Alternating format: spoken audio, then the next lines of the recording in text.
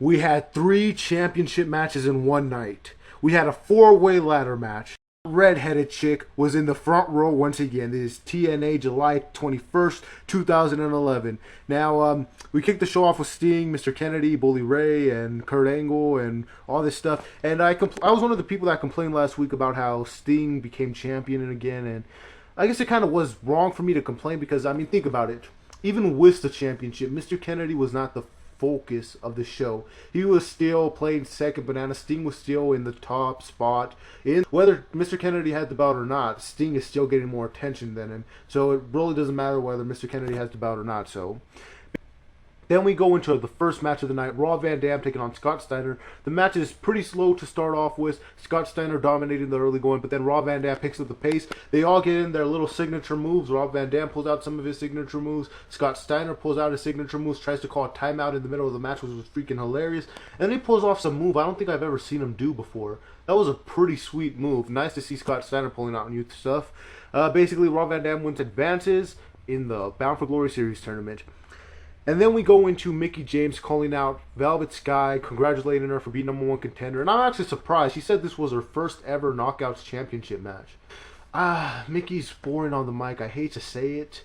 I, like many people, miss her as her psycho gimmick. She's just like normal is what she is. She's just a normal person. She doesn't even really have a character anymore.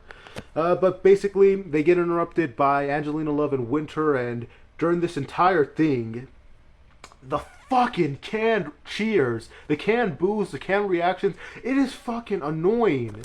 I mean, okay, if you want to do it during matches, why not? Go right ahead. But I mean, to do it while people are talking and trying to make the crowd level louder than how loud the people are speaking, that's just unnecessary, and it's ear-raping horrible, and it makes me not want to listen to what Angelina's saying. It makes me want to mute the TV because it's so annoying. But anyway, besides all that, at least they're pushing their women's division, which is something people have been talking about a lot lately, about how the women's division on WWE is dead. Look at, on this side, we got TNA pushing their women's division, giving them promo time, giving them storylines. And then we go into this backstage brawl where Rosita and Sarita, the Mexa chicks, are beating up the random tag team of Victoria and Brooke. This is a random tag team. I don't get why they would throw them together randomly and give them a shot at championships. Oh, well, those bouts are worse. And then Madison Rayne comes on. And by the way, her ass crack was kind of showing during that little thing. Just a little note right there. Crack kills Madison. And they go to the ring. And then there's just a brawl before the ring. It's just all like clustery. It's all like... This is like basically the definition of why people do not like the women's division. Like, I hate to say it, but the match itself and everything around it was just like sloppy. They were missing kicks and hits by a mile away. None of their moves looked organized. They looked like they were waiting for someone to do something. It just looked sloppy and just disorganized. And also, Victoria completely no-sold getting her ass kicked throughout the entire beginning of the match, which was also stupid. Madison Rayne, pointless interference. She tries to interfere in the match to cost Victoria the match, which fails, which feels, as Sean's View Entertainment would say. And basically, Victoria and Brooke win anyway. They're the new Knockouts Tag Team Champions. I don't know why. I guess it's because Brooke is going to be in that pageant for Spike TV or whatever. We get a 4-way ladder match. A lot of people kind of complain about how TNA just gives us these good gimmick matches on free TV. Come on, why would you complain about that? Like, come on, it makes for good TV just because their pay-per-views are getting good rates. Do you really want to pay to see good matches? And to more of Christy Hemi's incredible announcing. When Samoa Joe came out, she called him the Samoa Submission Machine. Christy, I love you and all, but come on. Can you really afford botching names, especially after you've been announcing for like half a year already, what it seems like? And this was actually a pretty good ladder match for free TV. Lasted a good amount of time. Definitely a bunch of good spots, but there was only the utilization of one ladder. But even for just one ladder, it was still a good match. And Matt Morgan picks up the win. Samoa Joe still has yet to win a match. Just wondering when he's going to snap. Anyway, the next segment we got the television championship defended as Eric Young beat D'Lo Brown in a supermarket. Like, it was funny at first, but this just really wasn't all that funny.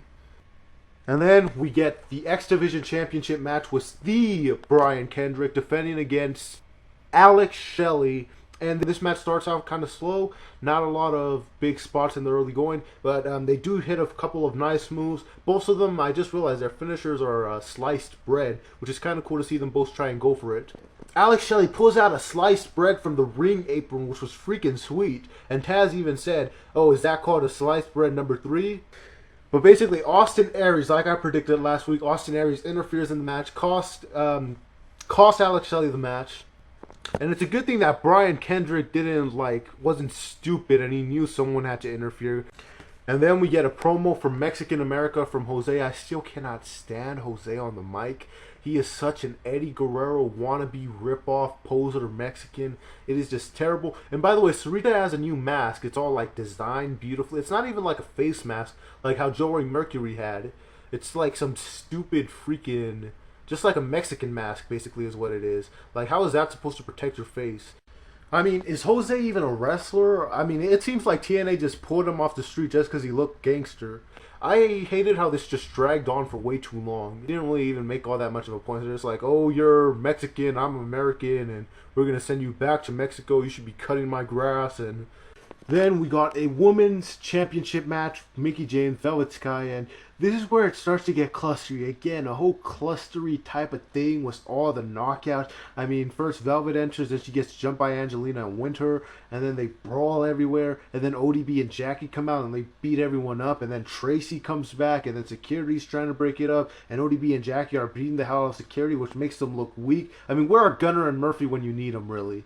And it was just all clustery all over the place and hard to keep up with. I mean, it's nice that they're actually using their knockouts division and giving them stories and everything, but this was just all over the place. It was too much going on at once.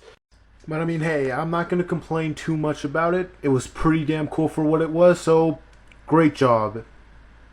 So then we get a main event match, the tag team match, and I don't know why, but I just don't really care as much about the main event matches as anything else that goes on in the show. I mean, I like Mr. Kennedy and I like Sting's new Joker gimmick and everything. It's entertaining, but I just don't really get into the main event matches as much as anything else because there's really not a whole lot to talk about that ever happens in the main event matches. So overall, really entertaining episode of Impact, good matches, all the championships got a little bit of spotlight, and they're hyping for some more right stuff. So, good episode of Impact. Before I end this video, me and Omar have been working on this little thing called Celebrity Championship Wrestling. Link will be in the description. We've been working on writing our own shows for this, and we've been really working hard on it. So, we'd appreciate it if you go check that out. Give us your feedback on that if you don't mind, whenever you have time. And yeah, there's been MTO with MTO more reviews, yada yada, blah blah blah, the end.